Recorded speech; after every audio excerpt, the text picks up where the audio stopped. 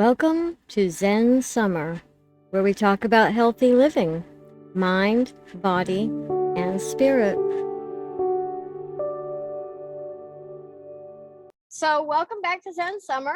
You're going to see a little change this week because our friend Soul has had to step back because of some health issues. We're hoping she'll be coming back to us on occasion to talk some more about the food and the wonderful healthy body that she likes to discuss.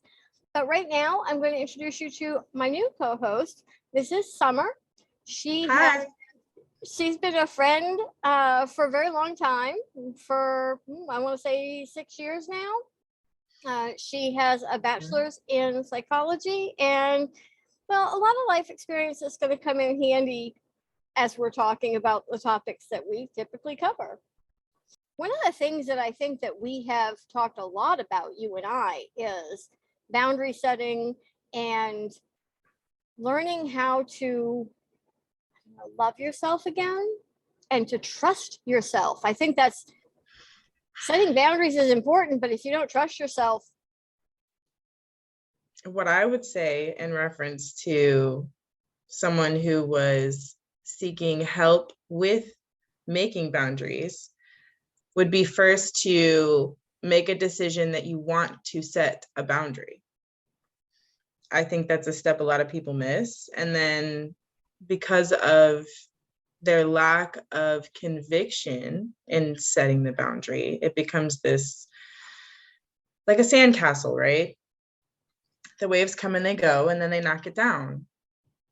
And because of that, you're unable to keep those walls in place to protect yourself from people or things, or sometimes even places that you know would be a negative influence on you. I mean, you know yourself better than you think you do. You just have to kind of peel back the layers of who you are and why you're setting those boundaries. And the more that becomes concrete in your mind, it then manifests itself in your behavior because you've made the decision to do so. So, do you think, though, that sometimes, well, there are reasons we struggle to set boundaries, you know? Yeah. Let's talk about some of the struggles that I know that I hated. I didn't like the idea of setting boundaries. I didn't like the phrase setting boundaries. Yeah, it seems very negative, as if you're, confronting the world with this like shield in front of you all the time. So from that perception, I can understand why people who don't like being put in a box would would react to living in that reality. It's kind of it feels confrontational. It's not. It actually helps avoid confrontation. But for someone like me who is a people pleaser, or was, I guess still kind of is, we all kind of a little non-confrontational, setting boundaries felt very out of my comfort zone. Well, the thing is, you kind of have to strive to be uncomfortable because that's where growth happens. So when you are uncomfortable, it is a place where you can use the things that you've learned and, behave as if they are things that you know and things that you have taken and assimilated as part of yourself. I mean, I understand that it's hard to set boundaries, but once a person decides to do something, you just have to have conviction enough to keep it in place if it's really what it is that you want to do. And it's not necessarily the boundary itself, it's the conviction to set the boundary. Let's be entirely honest, though. We've both struggled. You and I have both struggled to not only learn to set boundaries, but learn to hold them. Well, you have to think about yourself, I think, first from a nurturing and protective space. And when you try and protect yourself from things, you inadvertently push yourself harder to grow. I mean, I don't know.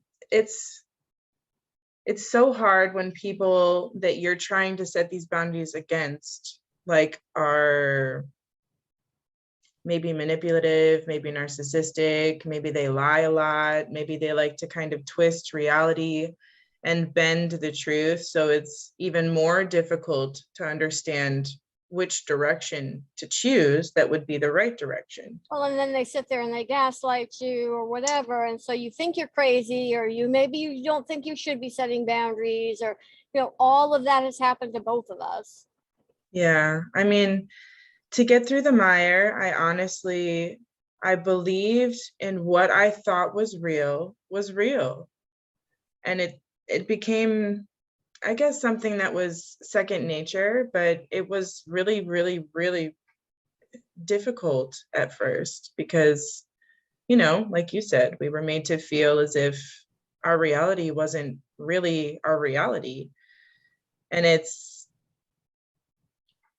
truly kind of like one of those moments, I mean, you have them a lot in those kinds of relationships, really, because I mean, and it's on purpose to unsettle you so that they can manipulate you one way or the other because you're distracted by your emotions.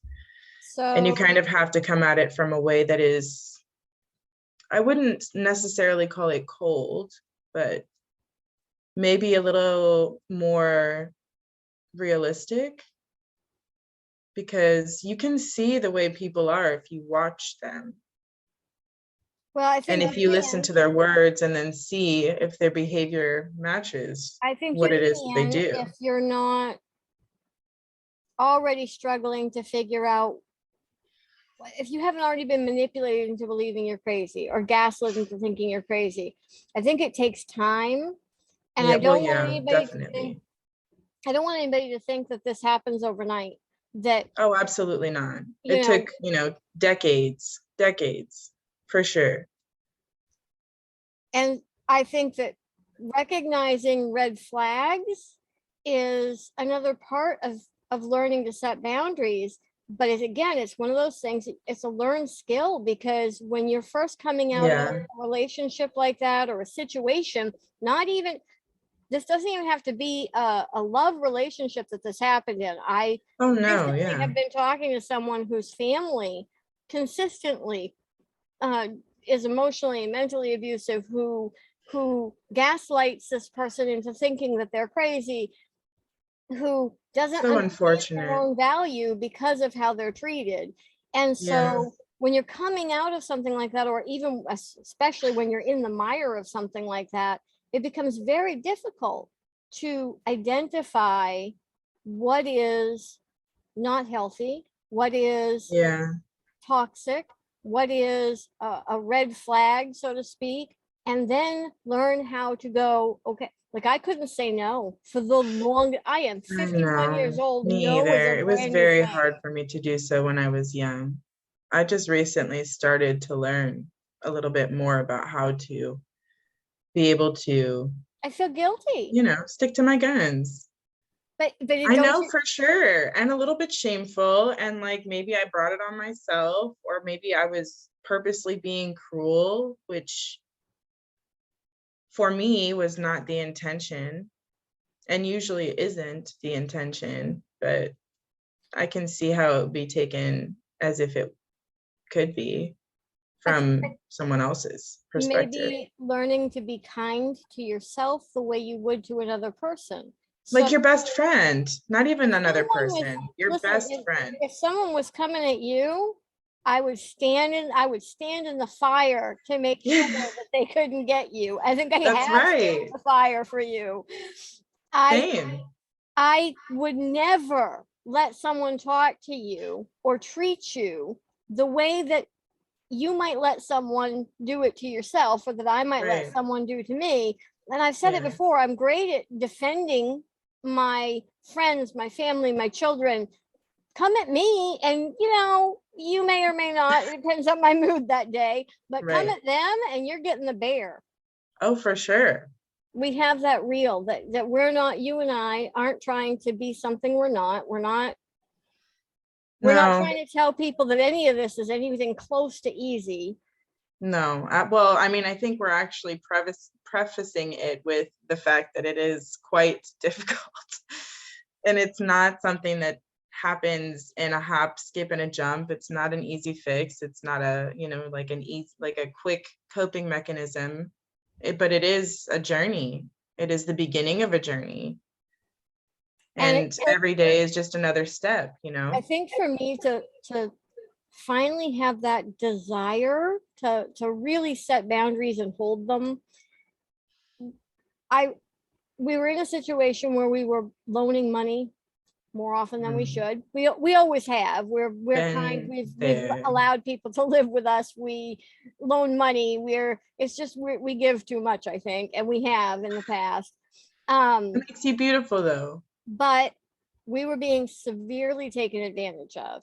Right. There's that side effect often.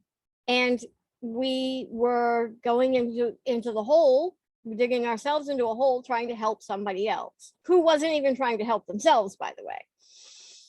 And so we finally looked at each other and said, okay, so we are going to have to set this boundary where we can, if someone comes to us and says we need help, we will loan only this much money. And I'm not going to state the amount because it just gives people an opening. Right. But we will only loan so much money. And then if they pay us back and an emergency comes up or some other need arises and they need more next time because they paid us back, then we'll slowly be able to do something like that maybe.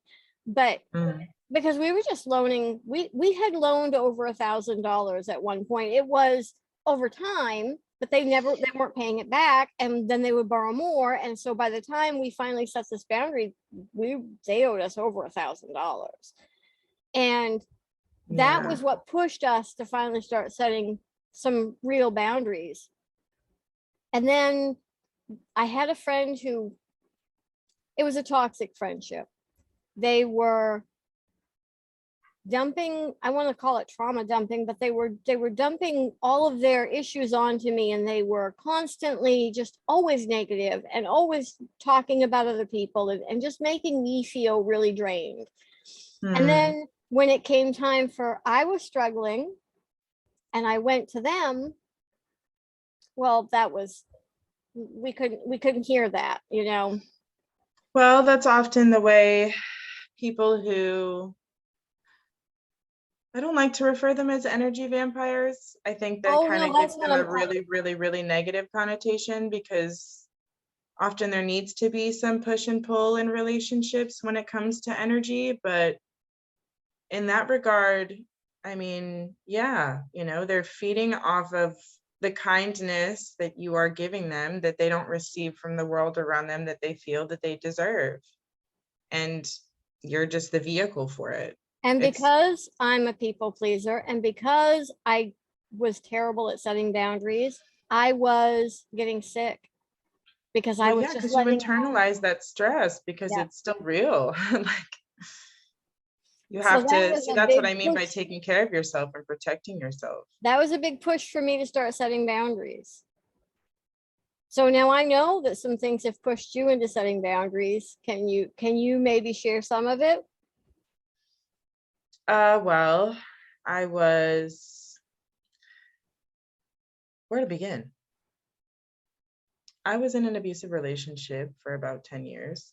And in that period of time, I learned a lot about weakness, or what is perceived as weakness, which is not necessarily weakness. I would call it maybe vulnerability, or emotionally fragile, or, it could be fear-based. But I kind of had to break down the habits that I had created over this period of time with this person that I, was with for an extended period of time, that some of those habits I'm still kind of breaking to this day because of the experiences I had during that relationship. Well, many of the relationships I've had actually are rather maybe unbalanced, I guess I would say. I think that oftentimes women who go through those kinds of relationships think that they think that once they get out, it's not gonna happen again. And when it happens more than once, they think Yeah. it's them. Yeah, well, I mean, Okay, there is some responsibility, and we've talked about that, yes. But know? I think part of that is, again, we're people pleasers. We don't set boundaries well. We make excuses for other people. We do. Tell me quite that you often. didn't, you went from the really long-term one to Right. a relatively more short-term one who turned out to be, in the same vein. I'm trying to be really careful here. Oh, But it was because, and we were talking at this point in time, and it was because you were like, there were red flags, and I'm going, honey, Summer, there's a I red know, I flag here. ignored them And you're like, all. oh, but There no, were this so is many. why. So many. Oh my God. But I did the And I same caught him thing. red-handed too before I even moved to his house, which Right. is the wildest. I'm just, But we all do it. 'cause anyway, I've done it we've too. learned I've things. ignored red flags. I think a lot of us do. We want to give people the benefit of the doubt. We want to give them a second chance. And I think, and I can try to tell see you, people with compassion for the most part. Try to, because it's the way that I would like to be viewed. But that's it. That's it right there. I was just going to say, I think that a lot of that comes from, certainly for me, as a kid, I didn't feel accepted. I was bullied. right. I went through some abuse in my childhood from adults. And so I want to be accepted. I want to be loved. And I want to be seen in a certain way. And I'm human. I screw up often. Okay. I Mhm. want people to forgive me and give me a second chance. So I try and do the same thing. Right. But there is an inequity here, because what I want a second chance or forgiven for is sometimes the stuff that comes out of my mouth is stuff that didn't really need to leave my mouth. Probably should have stayed in my Well, head if it was in my head at all. if they're really your friend, they want to hear that stuff.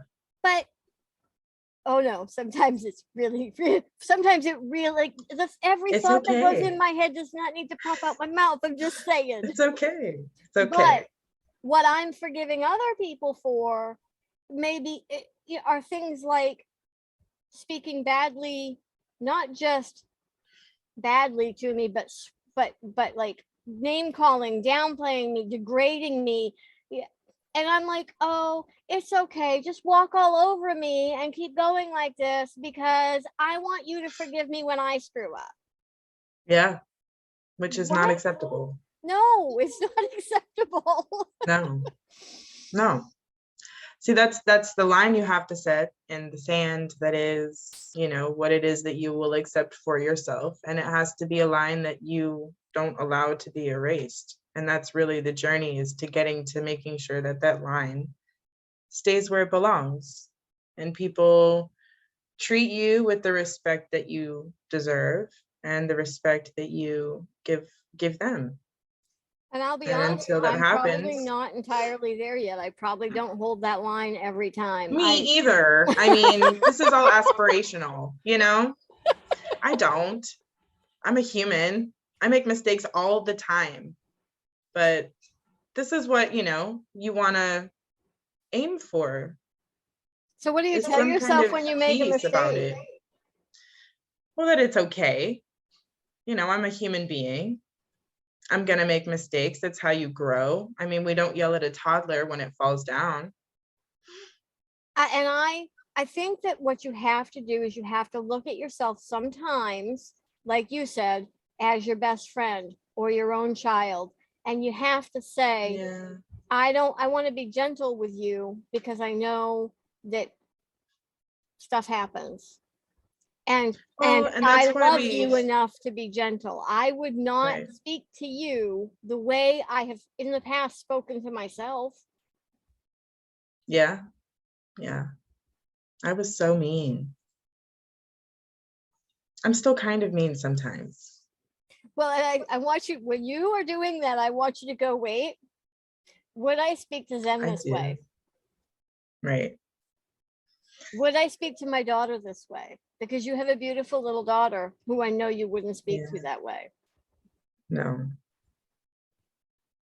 And I have to do the same thing. I stop myself and go, hold on.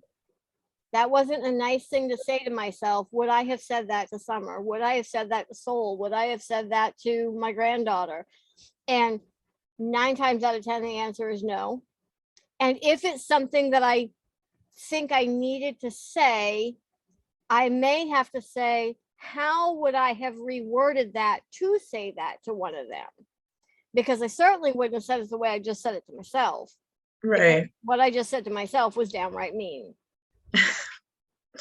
Well, sometimes mean things pop out of my mouth and I have to apologize for them because it wasn't appropriate. Like it was just me maybe taking my aggression out on someone else, or me saying something just because I was hangry, or like you have to, when you look at yourself and when you are kind to yourself, you realize these things, but it also makes you hold yourself accountable because you're more self-aware of what it is that you do and what it is that you're thinking and how they connect with each other.